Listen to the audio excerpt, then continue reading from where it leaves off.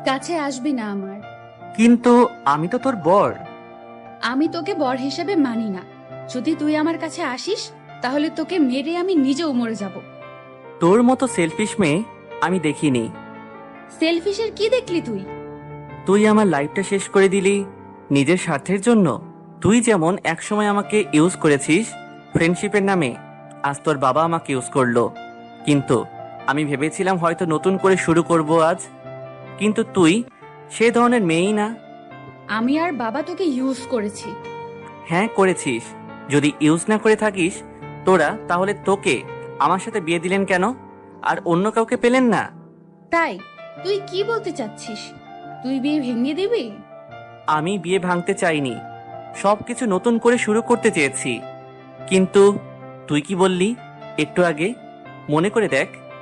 তোর মতো ছোট লোকের বাচ্চার সাথে আমি নিজেও সংসার করব না। তোর সাথে ফ্রেন্ডশিপ করাই আমার জীবনের সবচেয়ে বড় ভুল। কি বলবি বল, বাবা মাকে নিয়ে কিছু বলবি না। কি করবি রে তুই কুত্তার বাচ্চা? সর সামনে থেকে, জানোয়ার কোথাকার। তুই কতটা নীচ প্রমাণ করে দিলি। আমি তোর বাবা মাকে নিয়ে কিছু বলেছি? কিন্তু তুই যারা এই দুনিয়ায় নেই তাদেরকে খারাপ বলতেছিস। টাকা থাকলেই বড়লোক হওয়া যায় না। নিধির ঠোঁটের নিচ দিয়ে রক্ত পড়ছে, মাথা নিচু করে বসে আছে। থাক, তুই তোর বাবার সম্পত্তি নিয়ে। তুই তো এই সম্পর্কটা রাখতে চাস না। আজ চলে যাচ্ছি, ঠিক 3 মাস পর ডিভোর্স পেপার নিয়ে তোর সামনে আসব। সেদিন নিধিকে কথাগুলো বলে বের হয়ে এসেছিলাম। হ্যাঁ, আমি আমার বাসরাতের দিনে বাসা থেকে বেরিয়ে এসেছিলাম। বাসাটা আমার ছিল না, নিধির বাবার ছিল। আপনারা ভাবছেন নিধিকে, আর ওর সাথে আমার বিয়ে কেমন করে হলো? নিধি বড়লোক বাবার একমাত্র মেয়ে।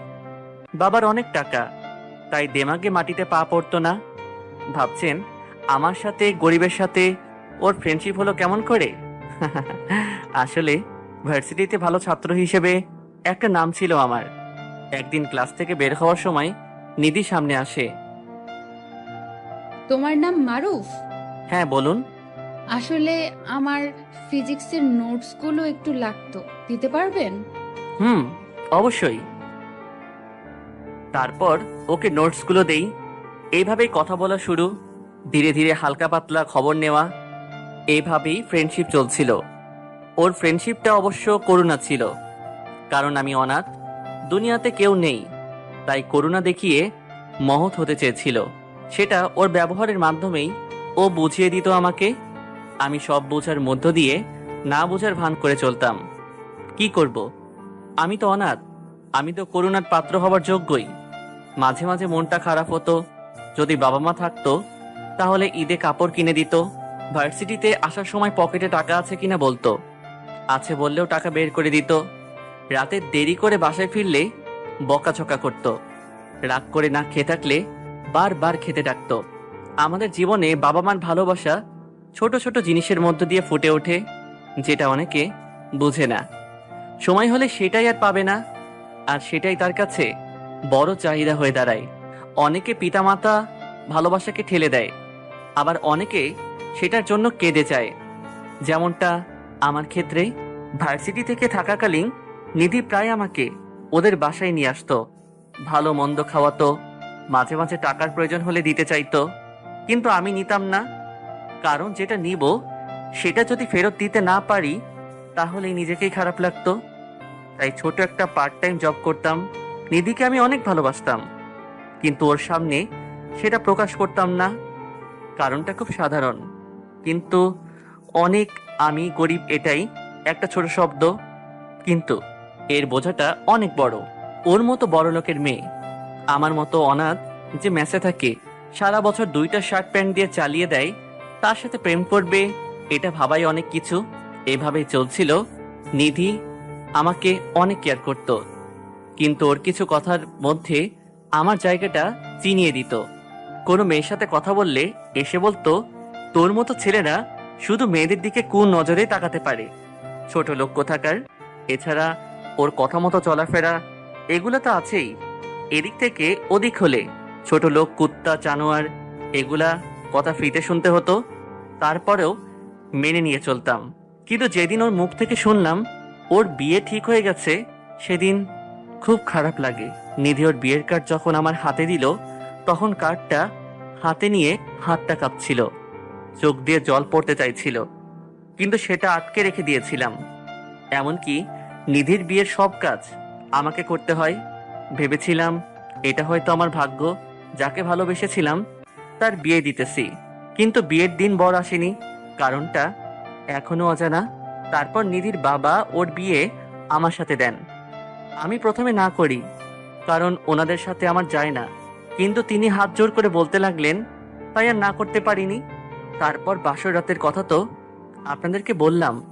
সেদিন বাসা থেকে বেরিয়ে এসেছিলাম। আজ 4 মাস হয়ে গেল। নিধিকে দেওয়া কথার 1 মাস বেশি। পুরনো শহরটা আজ আবার বসে আছে। আকাশ মেঘলা, কখন যেন অঝরে নামবে বৃষ্টি। পুরনো কথাগুলো খুব মনে পড়ে যাচ্ছে। সেই চিরচেনা ব্রিজে গেলাম, যেখানে আমি আর নিধি প্রায় রাতেই বসে থাকতাম। ব্রিজের এক কোণে গিয়ে বসলাম, একটা সিগারেট ধরিয়ে পুরনো গল্প, খুনসুটির কথাগুলো ভাবতে লাগলাম।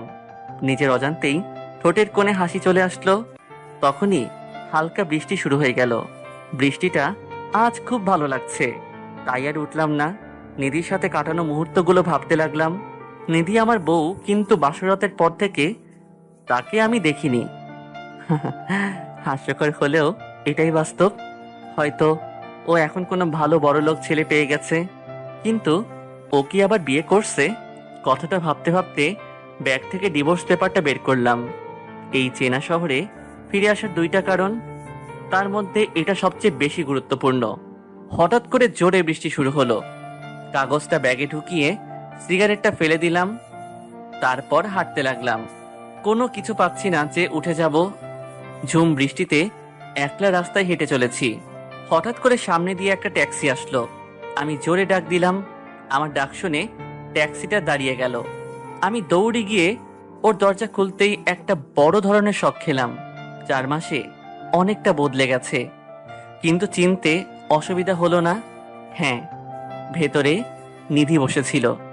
আমাকে ওকে দেখে যতটা স্বাভাবিক ও হয়তো নয়। ওর চোখ মুখ দেখলে বুঝতে পারছিলাম, এক দৃষ্টিতে আমার দিকে তাকিয়েছিল। স্যার যাবেন? না, যাও। তারপর সেখান থেকে চলে আসলাম। আগে থেকে একটা বাসা ভাড়া করে রেখেছিলাম। হাঁটতে হাঁটতে বাসায় চলে আসলাম। আসার সময় নিধির মুখটা শুধু ভেসে আসছিল। অনেকটা বদলে গেছে ও। চুলগুলো আগের মতো আর ছোট নেই, বেশ বড় রেখেছে। ছেলেদের মতো আর প্যান্ট শার্ট পরে না হয়তো, কারণ ওকে শাড়িতে দেখলাম। বেশ মানিয়েছে ওকে শাড়িটাই, একদম পরীর মতো লাগছিল। এসব ভাবতে ভাবতে বাসায় চলে আসলাম। দারোয়ানের কাছ থেকে চাবি নিয়ে ভিতরে গেলাম। ফ্রেশ হয়ে বেলকনিতে গিয়ে বসলাম, একটা সিগারেট ধরালাম আর মায়ামাখা বৃষ্টিটা উপভোগ করতে লাগলাম। এখন আর নিধির জন্য অতটা আবেগ আসে না, কারণ আমার ভুলটা ও আঙুল দিয়ে দেখিয়ে দিয়েছে।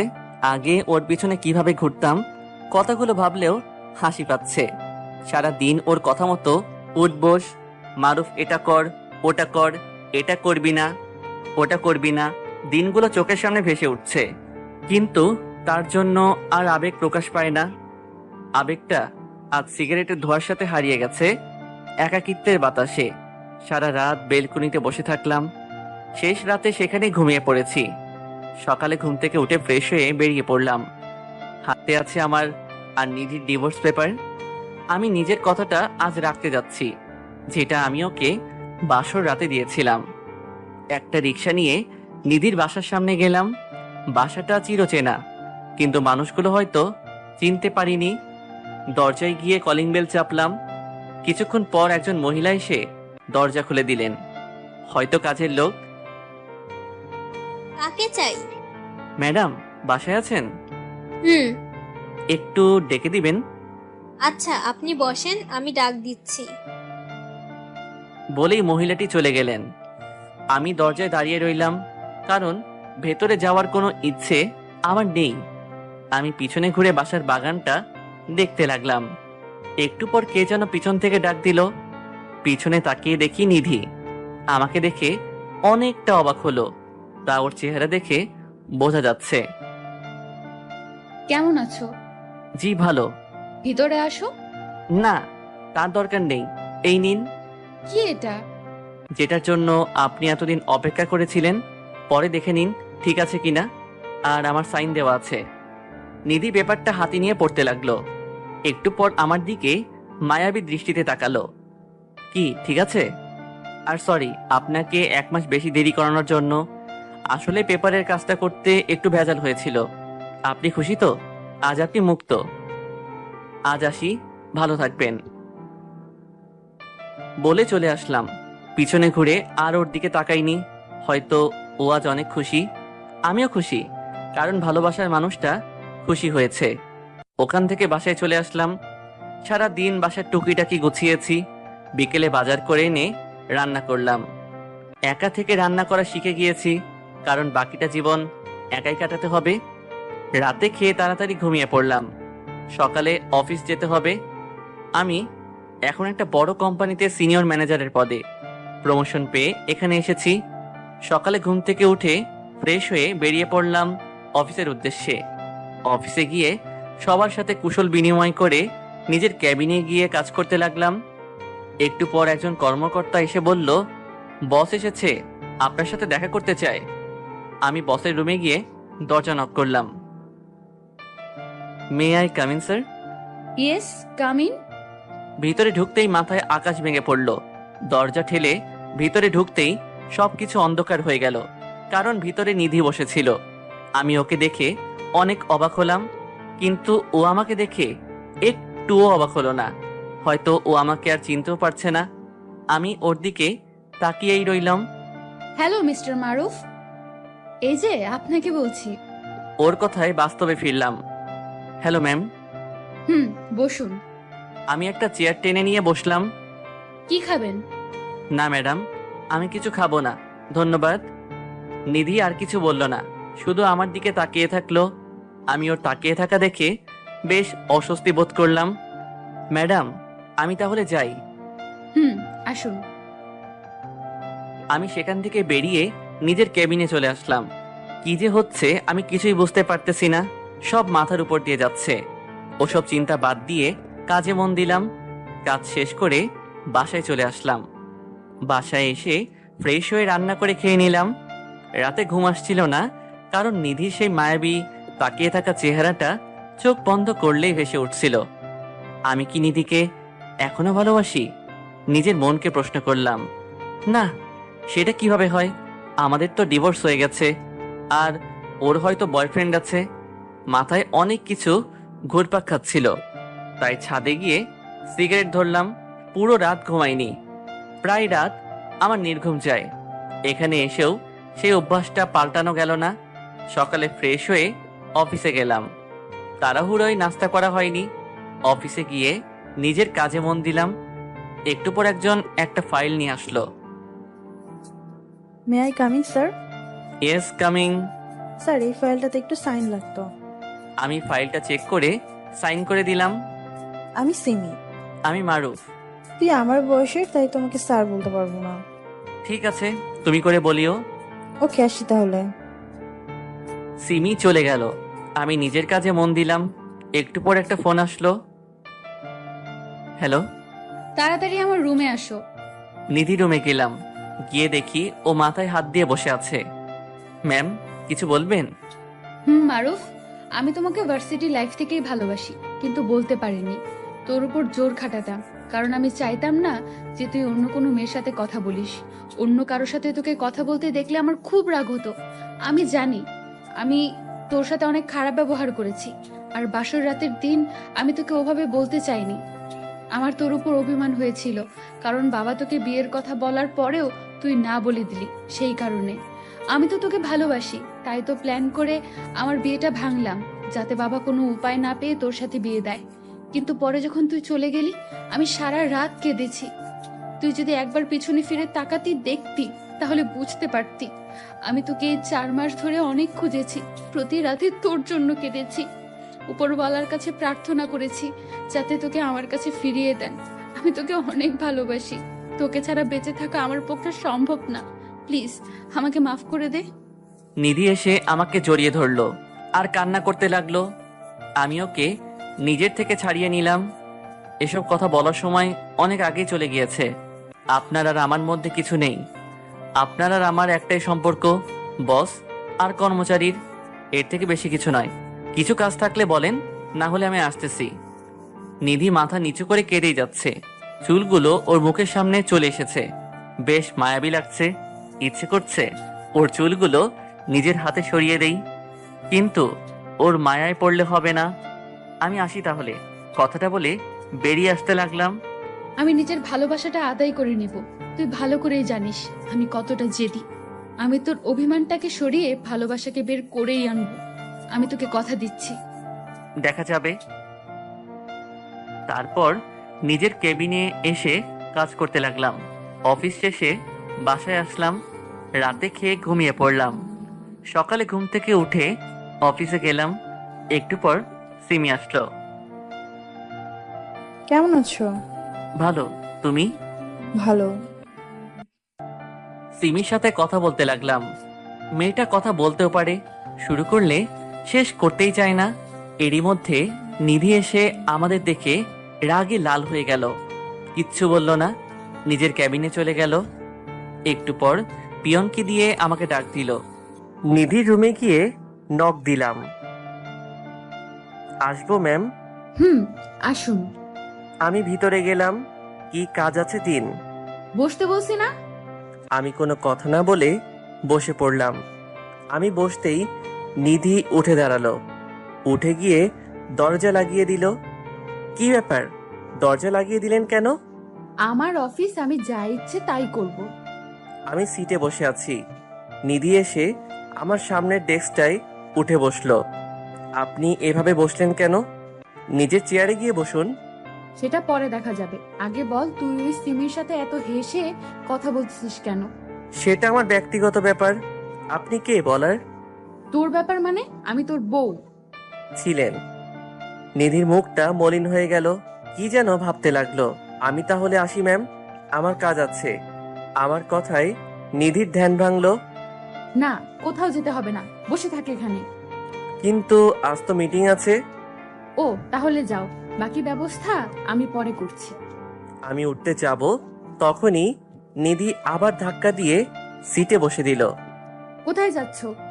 আপনি তো যেতে বললেন। আগে একটা কিস দাও, তারপরে যেও। কি? আগে কিস দাও, তারপরে যেও। পারবো না। পাগল নাকি? আপনার বফের কাছে যান।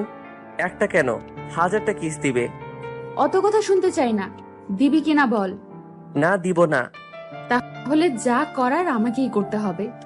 যা ইচ্ছে করে নিন।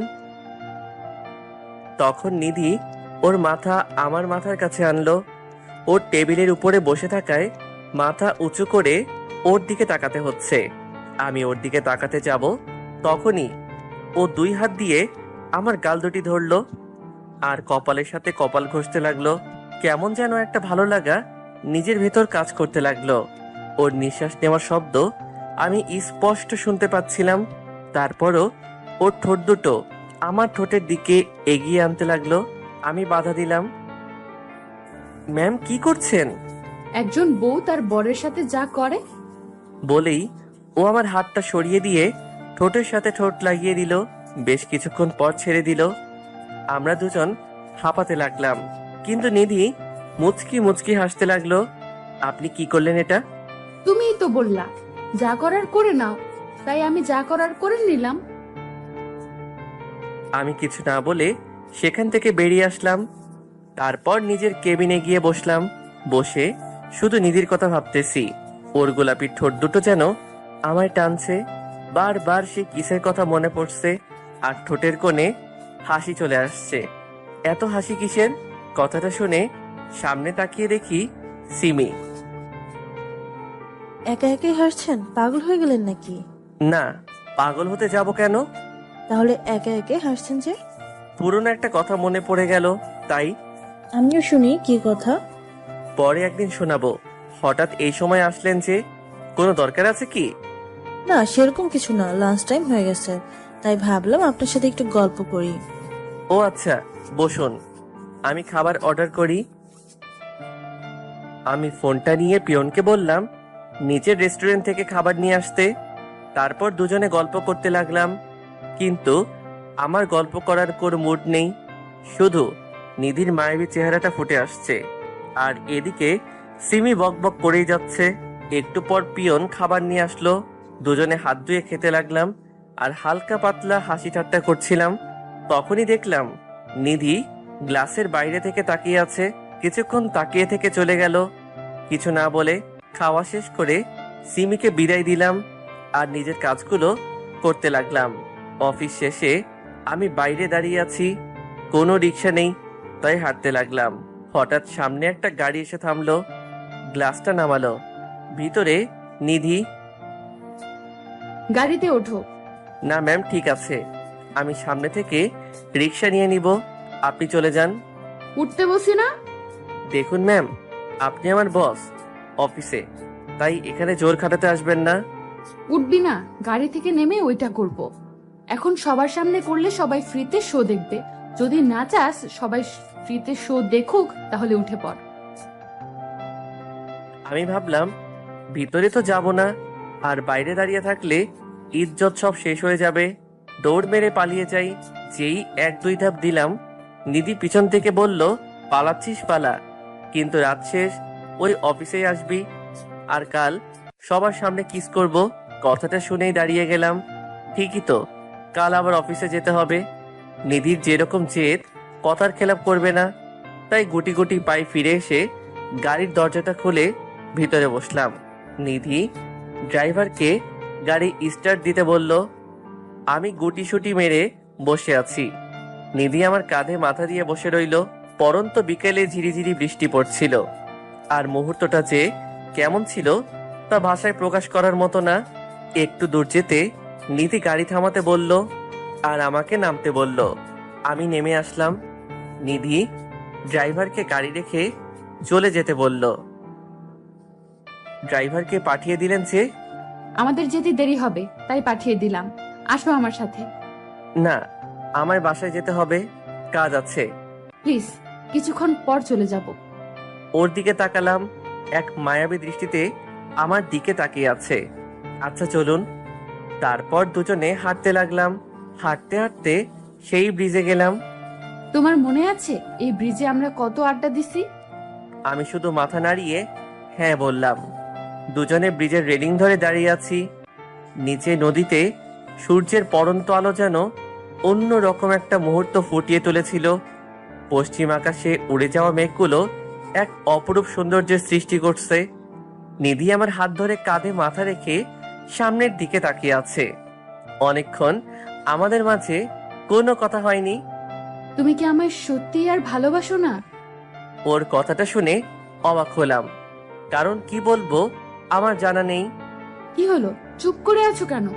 সেটা না হয় না জানাই থাকলো, ডিভোর্স তো হয়ে গেছে, এখন পুরনো কথা ঘেটে লাভ কি? আমার কথাটা শুনে নিধির মনটা খারাপ হয়ে গেল। আর কিছুক্ষণ পর যাওয়ার পর আমরা দুজনে চলে আসলাম। আজ দিনটা খুব ভালোভাবে ঘুমাতে পেরেছি, কারণটা আমি নিজেও জানি না। সকালে ঘুম থেকে উঠে ফ্রেশ হয়ে অফিসে গেলাম। গিয়ে নিজের ক্যাবিনের সামনে আমার নাম লেখার জায়গায় আনোয়ার সাহেবের নাম লেখা, কোম্পানির সিনিয়র কর্মকর্তা। তাহলে কি নিধি আমাকে চাকরি থেকে বের করে দিল? হঠাৎ করে পিছন থেকে পিয়ন এসে বলল, ম্যাডাম আপনাকে ডাকতেছে। আমি নিধি রুমে গিয়ে দরজা নক করে ভিতরে ঢুকেই মাথায় ঠাডা পড়ল, কারণ সেখানে 2টা ডেস্ক ছিল। May I come in ma'am? Yes, come in. Ma'am, আমার কেবিন কি চেঞ্জ করা হয়েছে? হ্যাঁ, আজ থেকে আপনি এখানে বসে কাজ করবেন। কিন্তু ম্যাম, এখানে কেন? অফিসে আর কোনো কেবিন নেই তাই। কিন্তু ম্যাম, অফিসে তো অনেকগুলো কেবিন আছে ফাঁকা পড়ে। আপনাকে যেটা বলা হয়েছে সেটা করুন। কি আর করার, চাকরিটা ছাড়তেও পারবো না, কারণ এখন আরেকটা ভালো মাইনের চাকরি পাওয়া মুশকিল নয়, একদম অসম্ভব ব্যাপার। আমি সাইডের ডেস্কটায় বসে কাজ করতে লাগলাম, কিন্তু নিধি কাজ বাদ দিয়ে চেয়ারটা আমার দিকে ঘুরিয়ে আমাকে দেখছে, যেটা খুব অস্বস্তিকর যে কোনো মানুষের জন্য। কারণ কেউ যদি আপনার দিকে তাকিয়ে থাকে তাহলে আপনি সেটা বুঝতে পারবেন। আপনি না চাইলেও তার দিকে আপনার নজর যাবে। আমি বারবার নিধির দিকে আর চোখে তাকাচ্ছি, কিন্তু ও আমার দিকে এক দৃষ্টিতে তাকিয়ে আছে। আমি আর থাকতে না পেরে ওর দিকে চেয়ারটা ঘুরিয়ে নিলাম। ম্যাম, আপনার দেখা হয়ে গেলে আমি একটু কাজ করি। মানা কি করেছে? করো। আপনি এভাবে তাকিয়ে থাকলে আমি কেমন করে কাজ করব? সেটা আমি কেমন করে জানবো? এর সাথে কথা বাড়িয়ে লাভ নেই, লুচু মাইয়া কোথাকার। আমি নিজের কাজে মন দিলাম। দেখতে দেখতে লাঞ্চ টাইম হয়ে গেল। নিধি বাইরে কোথায় যেন চলে গেল। সবাই লাঞ্চ করছে, কিন্তু আমি ছাড়া। কারণ একটা আর্জেন্ট ফাইল জমা দিতে হবে। কিন্তু পেটে তো ইঁদুর বুকডন মারছে। কিছু করার নেই। সাইডে রাখা এক গ্লাস পানি পুরোটা খেয়ে কাজ করতে লাগলাম। হঠাৎ করে নিধি রুমে আসলো। এসে একটা প্যাকেট থেকে কি যেন বের করলো। আমি নিজের মনে কাজ করে যাচ্ছি, কিন্তু পেটে খিদে, আর কাজটাও তাড়াতাড়ি দিতে হবে। একটু পর নিধি আমার সামনে আসলো, একটা চেয়ার নিয়ে আমার পাশে বসলো। তারপর আমার চেয়ারটা ঘুরিয়ে আমাকে ওর দিকে করে নিল। ম্যাম, আপনি কি দেখতে পাচ্ছেন না আমি কাজ করতেছি? কাজ পরে করবা, আগে খেয়ে নাও। আমি জানি তুমি সকাল থেকে কিছু খাওনি। তারপর নিধি আমার মুখের সামনে খাবার ধরলো আর মায়াবী দৃষ্টিতে আমার দিকে তাকিয়ে আছে। দেখুন ম্যাম, আমার এখন খাওয়ার সময় নেই। কাজটা শেষ করে আমি বাইরে গিয়ে খেয়ে নিব। এটা খাবি না মিষ্টি খাওয়াবো? নিধি ওর চেয়ারটা আমার চেয়ারের কাছে নিয়ে আসলো। আমি আবারও ওকে একটু দূরে ঠেলে দিলাম। প্লিজ ম্যাম, কাজটা করতে দিন। আপনি তো জানেন কাজটা কতটা ইম্পর্টেন্ট। আমি কি তোমাকে মানা করছি কাজ করতে? তুমি কাজ করো। কাজ নিলে খাবো কেমন করে? আমি তোমাকে খাইয়ে দিচ্ছি। না ম্যাম, এটা সম্ভব নয়। আপনি আমার বস, আশা করি আপনি সেই সম্পর্কটার মর্যাদা রাখবেন। আমি নিজের মনে কাজ করতে লাগলাম। নিধি নিজের ডেস্কে গিয়ে ফাইল দেখছিল। 1 ঘন্টা পর কাজ শেষ করে নিধির কাছে ফাইলটা দিলাম। কাজ শেষ হয়েছে, এবার খাবারটা খেয়ে নাও।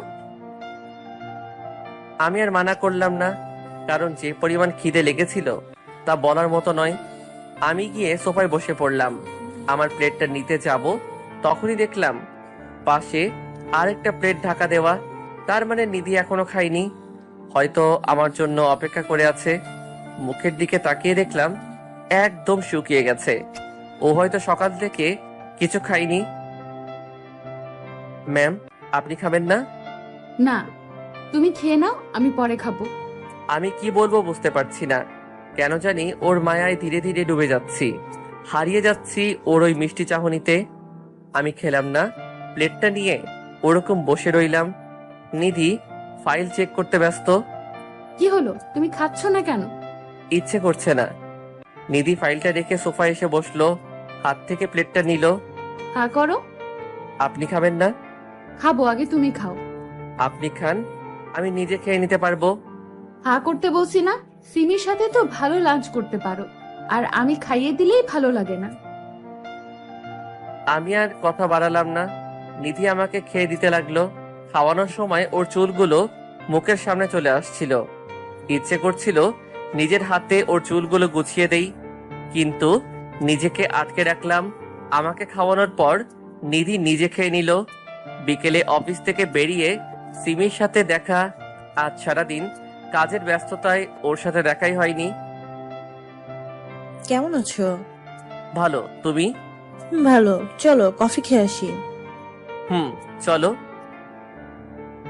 যখনই সামনে যাব তখনই দেখি নিধি রাগী লোক নিয়ে আমার দিকে তাকিয়ে আছে। কিছু বলল না, গাড়িতে করে চলে গেল।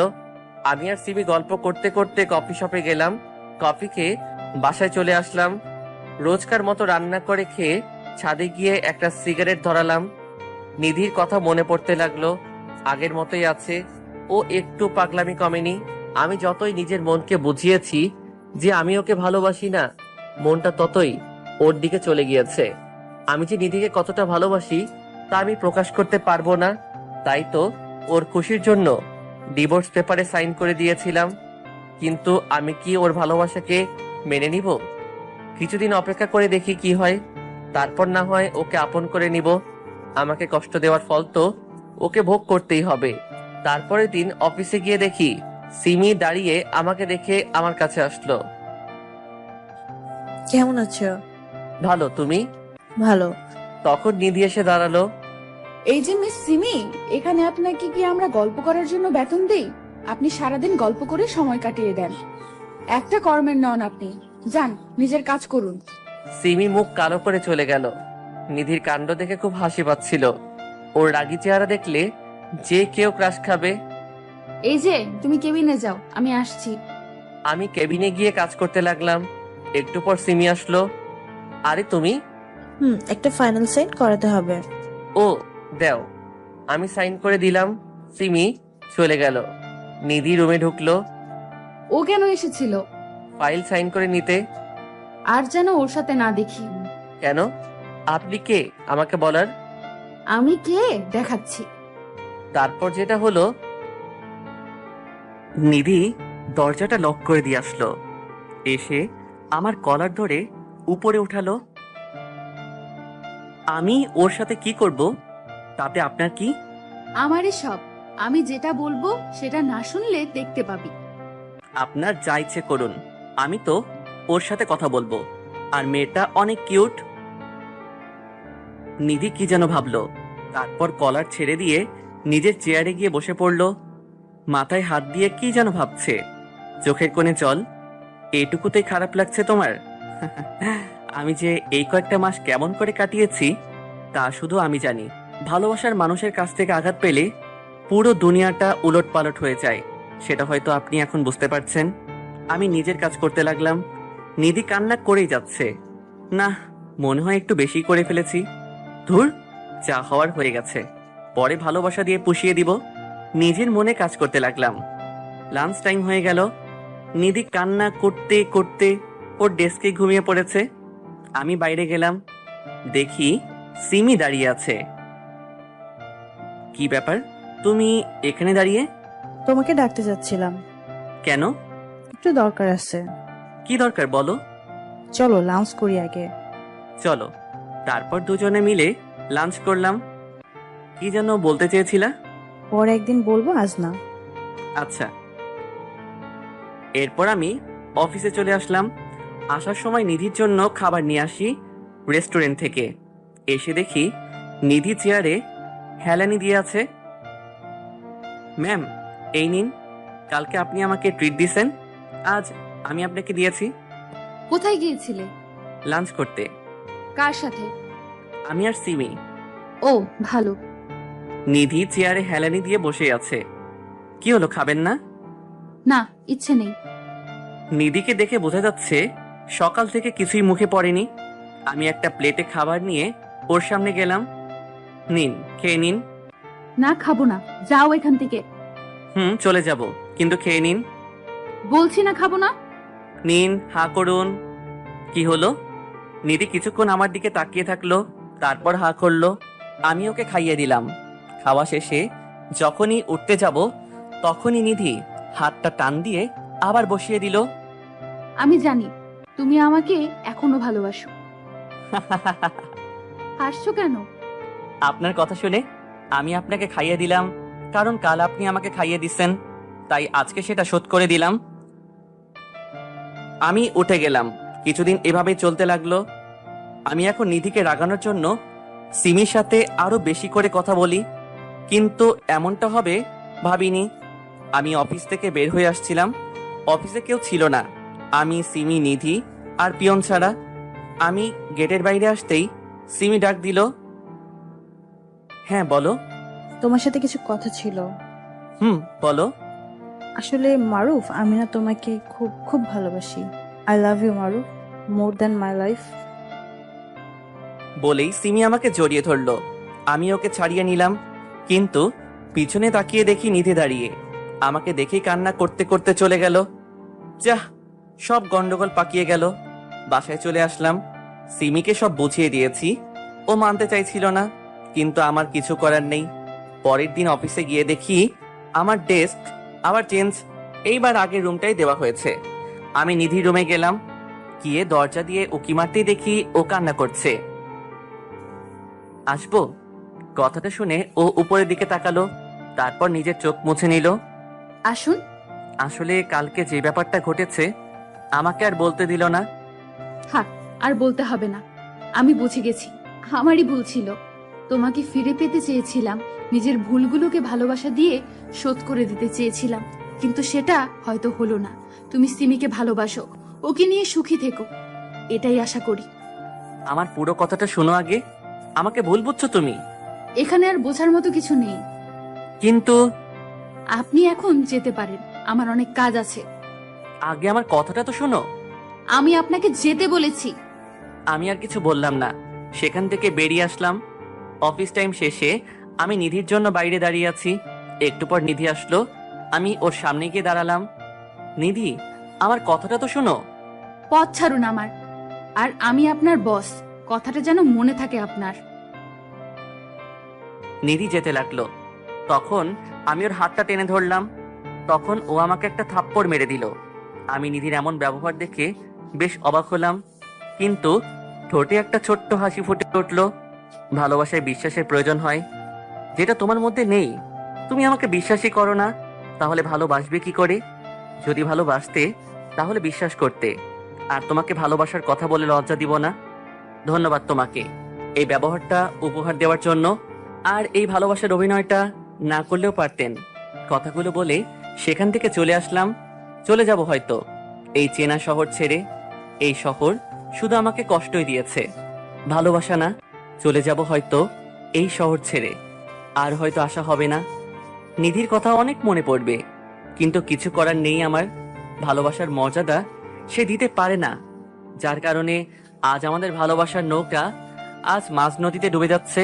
শুধু এটাই চাইবো, নিধি যেন ভালো থাকে। আমার থেকে হাজার গুণ ভালো ছেলে ও পাবে। কথাগুলো ভাবতে ভাবতে চোখ দিয়ে অঝরে বৃষ্টি পড়তে লাগলো। সারাটা রাত না ঘুমিয়ে নিধির সাথে কয়েকটা দিনের কথা ভাবছিলাম। ওর পাগলামো, নিজের হাতে খাইয়ে দেওয়া, ওর শাসনগুলো খুব মিস করব। ও হয়তো এগুলো ভুলে যাবে, কিন্তু আমি ভুলতে পারবো না। মরার আগের মুহূর্ত পর্যন্ত আমি নিধিকে ভালোবেসে যাব, আর ওর কথাগুলো স্মরণ করে যাব। হাজারো কথা মনে বাসা বেঁধেছিল, কিন্তু সেগুলো যাকে বলতে চেয়েছিলাম আজ সেই দূরে। এইসব কথার আর কোনো মানে হয় না। আজ তার আর আমার পথ দুটো দুইটা বাঁকে এসে থেমেছে। আজ থেকে তার আর আমার পথ হয়তো আলাদা হয়ে যাবে চিরতরে। সারাটা রাত ছাদে কাটিয়ে দিলাম। পরের দিন শরীরে হালকা জ্বর আসলো, তাই আর অফিসে গেলাম না। 2 দিন পর অফিসে গেলাম। কেবিনে গিয়ে রেজিগনেশন লেটারটা টাইপ করলাম। টাইপ করে নিধির রুমের সামনে এসে দাঁড়ালাম। তারপর দরজায় নক করলাম। ভিতর থেকে কোনো শব্দ আসছিল না, তাই দরজাটা খুলে ভিতরে গেলাম। নিধি আনমনা হয়ে কি যেন ভাবছে। চোখের নিচে কালো দাগ পড়ে গেছে, চেহারা একদম শুকিয়ে গেছে, চোখ দিয়ে পানি বেয়ে পড়ছে। আমি ওকে ডাক দিলাম, ম্যাম। আমার কথা শুনে ওর ধ্যান ভাঙলো, সাথে সাথে নিজের চোখটা মুছে নিল। কি ব্যাপার, আপনি এই সময়ে আর এতদিন পর অফিসে আসছেন? সমস্যাটা কি? আমি কিছু না বলে শুধু লেটারটা ওর হাতে দিলাম। কি এটা? আমার রেজিগনেশন লেটার। কথাটা বলার পর নিধি আমার দিকে কাঁদো কাঁদো চেহারায় তাকালো। ওর মায়াবী চোখ দুটো কিছু বলতে চাইছে, কিন্তু ও মুখ ফুটে তা বলছে না। ম্যাম, আমি কিছুদিন পর এই শহর ছেড়ে চলে যাব, আর ফিরে আসবো না হয়তো, তাই চাকরিটা করা সম্ভব হবে না। ভালো থাকবেন বলেই চলে আসলাম। আজ খুব কষ্ট হচ্ছে। এক সময় ওর কথায় ওর থেকে দূরে চলে গিয়েছিলাম, আজ হয়তো আমার ভালোর জন্য যাচ্ছি, আর ওর আমার ডিভোর্স হয়ে গেছে। তাহলে আমি এত ভাবছি কেন, এত কষ্ট পাচ্ছি কেন? সে তো আর আমার নয়, তাহলে এত কেন ভাবছি তাকে নিয়ে? আর ভাববো না। কিন্তু এই নিষ্ঠুর মনটা যে কোনো কথাই শোনে না, বারবার আমার সাথে বেইমানি করে। 5 দিন লাগলো সবকিছু গুছিয়ে নিতে। সব কাজ সেরে নিলাম, কারণ এই শহরে আর কোনো দিন হয়তো আসা হবে না। কিন্তু নিধিকে আমি দূর থেকেই ভালোবেসে যাব। হয়তো এখানে সে আমার আর হলো না, কিন্তু পরপারে হয়তো তুমি আমার হবে।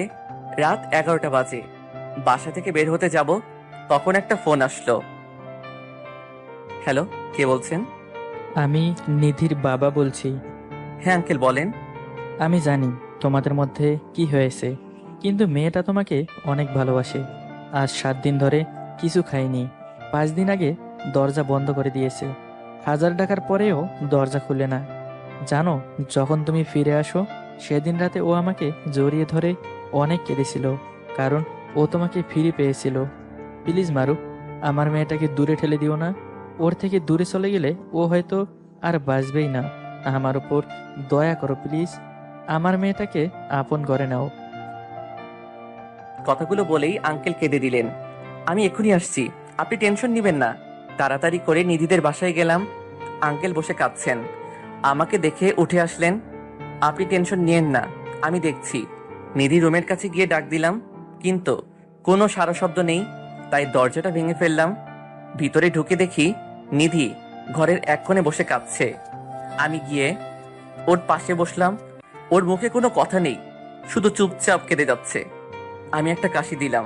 কি হলো, কথা বলবে না? তাহলে আমি চলে যাই। বলেই যখন উঠতে যাব, তখনই হাতটা ধরে টান দিল।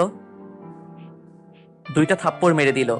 ভাবলাম একটা কিস পাবো, কিন্তু শেষ পর্যন্ত থাপ্পড় পেলাম। কপাল আমার। আর কোনোদিন যদি ছেড়ে যাওয়ার কথা বলেছিস, তাহলে মেরে ফেলবো। বলেই জড়িয়ে ধরে কাঁদতে লাগলো। কিছুক্ষণ পর, এতদিন ধরে খাওয়া করনি কেন? চলো খাবে। না, পরে খাবো, এখন এইভাবেই থাকবো। না খেলে তো শরীর আরো খারাপ করবে, আর আমি চাই না আমার বউকে খারাপ দেখাক। তখনই ওর ঠোঁট দুটো আমার ঠোঁটের সাথে লাগিয়ে দিল।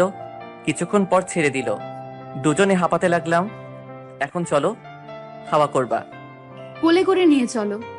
এই 8 বস্তা কোলে নিলে তো মরেই যাব। কি বললি? সরি। আমি ওকে কোলে তুলে নিয়ে নামতে লাগলাম। নামতে নামতে ও তাকিয়ে আছে আর বারবার একটা করে গালে কিস দিচ্ছে। আমি ওর কাণ্ড দেখে মুচকি মুচকি হাসতে লাগলাম। ওকে খাইয়ে দিলাম। তারপর ওকে কোলে করে ছাদে নিয়ে আসলাম।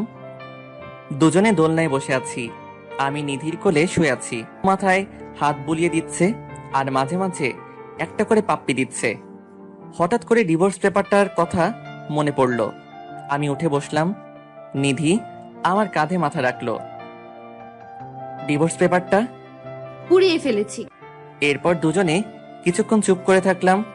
হঠাৎ করেই নিধি বলল, আমাকে আর ছেড়ে যাবে না তো? জীবনের শেষ মুহূর্ত পর্যন্ত তোমার হাত ধরে পাশে থাকবো। আমাকে মাফ করে দাও। কেন? তোমাকে এত কষ্ট দেওয়ার জন্য।